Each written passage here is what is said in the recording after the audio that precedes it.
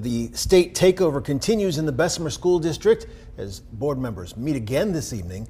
Thanks for joining us tonight. I'm Guy Rawlings. And I'm Sherry Falk. Part of tonight's discussion, new allegations of misconduct within the district. WVTM 13's Aaron Llewellyn live and local in Bessemer tonight. These allegations surround the district's superintendent, Aaron.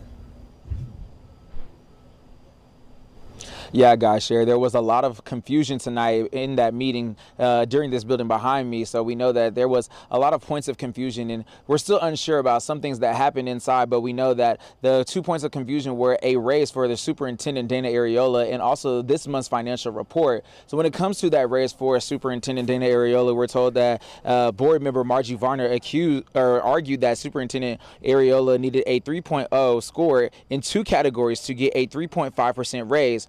That's outlined in her contract. Now, she only scored a 2.9 in job performance, but she scored a 3.1 in meeting goals.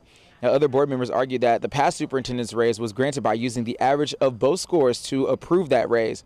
And with Arreola's scores average, she met the score requirements to do that.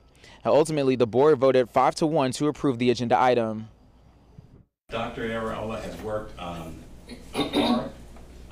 This system that she came into is already full of challenges. Has she done everything that we expected or wanted her to do? No. But has improvements been made? Absolutely yes. We decided she called. Now, during the midst of those issues, the state did take over Bessemer City School System, and part of the reason for that was financial issues for the system, which came up again tonight. Now, during this month's finance report, the chief financial officer reported there was a negative cash balance. Now, there were also claims that there was a holdup in getting state funds from the state, but there was also confusion over how the funds were being moved from the school system's general account to the government account and vice versa.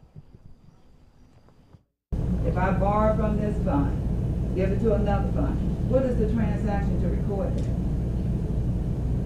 But when you're doing modified accrual, you work with your short-term assets on a cash basis. So when the money comes in, you record it, and when the money is spent, you report that.